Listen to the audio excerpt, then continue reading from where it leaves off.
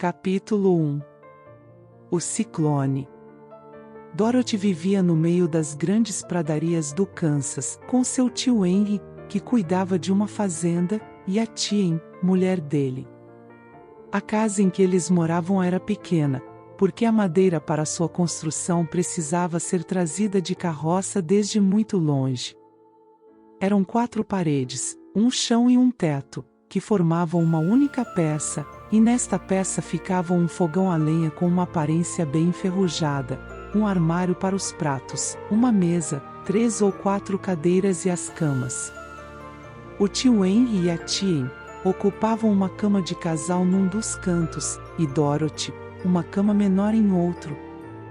A casa não tinha sótão e nem porão, tirante um buraco não muito grande cavado na terra, que chamavam de abrigo de ciclone, onde a família poderia se esconder para o caso de aparecer um desses imensos redemoinhos de vento, tão fortes que são capazes de esmagar qualquer casa ou construção que encontrem no caminho.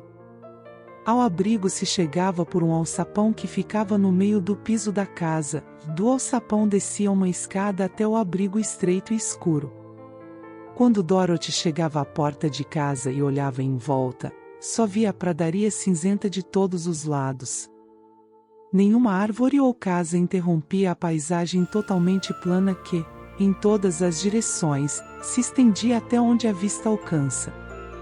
O sol tinha transformado a terra cultivada numa extensão sempre igual, toda cortada por rachaduras. Nem mesmo a relva era verde, porque o sol queimou as pontas das folhas e elas ficaram da mesma cor cinza que se via em toda parte.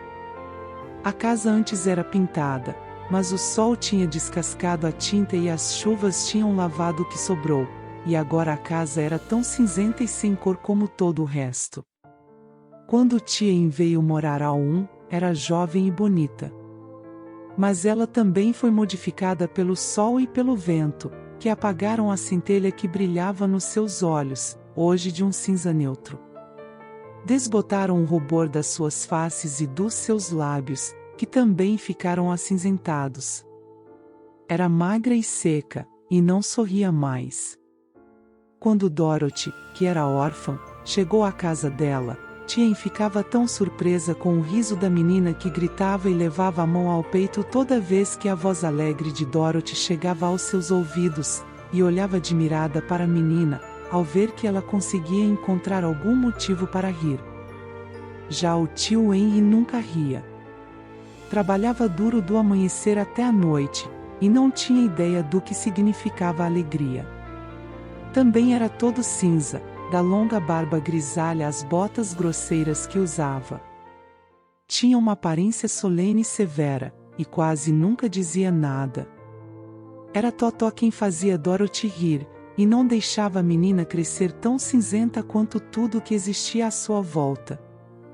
Totó não era cinza, já era um cachorrinho preto, com o pelo longo e sedoso e olhinhos negros que reluziam satisfeitos dos 2 lados de seu focinho preto, miúdo e engraçado. Totó brincava o dia inteiro, Dorothy brincava com ele e adorava o cachorrinho. Mas hoje não estavam brincando.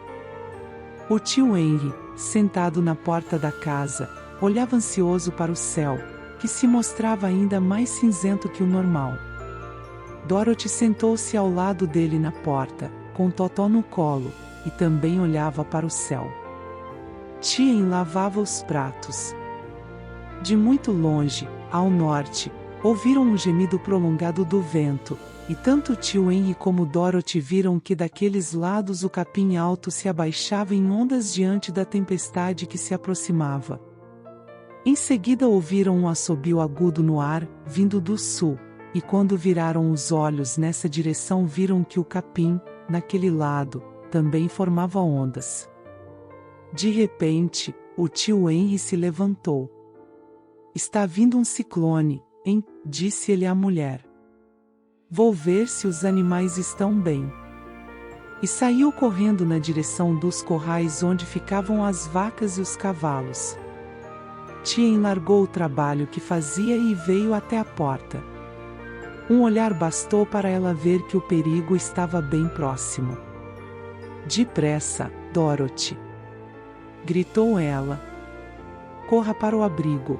Totó pulou dos braços de Dorothy e se escondeu debaixo da cama, e a menina correu para buscar o cãozinho.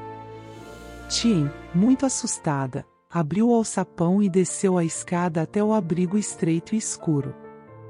Dorothy finalmente pegou Totó e saiu ao encontro da tia. Quando estava na metade do caminho, ouviu-se um grito fortíssimo do vento e a casa sacudiu com tanta força que Dorothy perdeu o equilíbrio e caiu sentada no chão. E então uma coisa muito estranha aconteceu. A casa rodopiou 2 ou 3 vezes e começou a levantar voo devagar. Dorothy teve a sensação de que subia no ar a bordo de um balão. Os ventos do sul e do norte se encontraram no ponto exato onde ficava a casa, precisamente no centro do ciclone.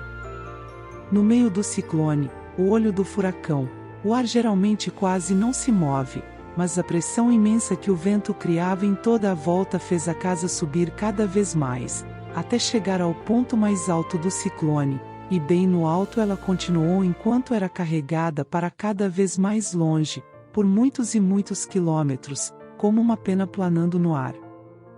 Escureceu muito e o vento soprava com sons horríveis à volta dela, mas Dorothy descobriu que viajava até com um certo conforto. Depois dos primeiros rodopios, e de um outro momento em que a casa sacudiu com força, sentiu-se embalada, como um bebê no seu berço. Totó é que não gostou nem um pouco daquilo. Corria de um lado para o outro da sala, parando aqui e ali e latindo alto, mas Dorothy ficou sentada bem quieta no chão, esperando para ver o que viria em seguida. Num certo momento, Totó chegou perto demais do alçapão e caiu no buraco, e primeiro a menina achou que tinha perdido seu animalzinho. Mas logo ela viu uma das orelhas do cachorro aparecendo de dentro do buraco, porque a pressão muito forte do ar não deixou que ele caísse. Ela se arrastou até a abertura, pegou Totó pela orelha e puxou o cachorro de volta para dentro, e em seguida, fechou o alçapão para que nenhum acidente tornasse a suceder. Horas e horas se passaram, e aos poucos Dorothy foi perdendo o medo, mas sentia uma grande solidão, e o vento uivava com tanta força à sua volta que quase ficou surda. Num primeiro momento, ela se perguntou se a casa iria se despedaçar quando tornasse a cair no chão, mas, com o passar das horas, como nada de terrível acontecia, parou de se preocupar e resolveu esperar com toda a calma para ver o que o futuro iria lhe trazer. Finalmente, arrastou-se pelo chão até a sua cama e deitou nela. Totó foi atrás e se estendeu ao seu lado. Apesar do balanço da casa e do barulho do vento, em pouco tempo Dorothy fechou os olhos e adormeceu profundamente.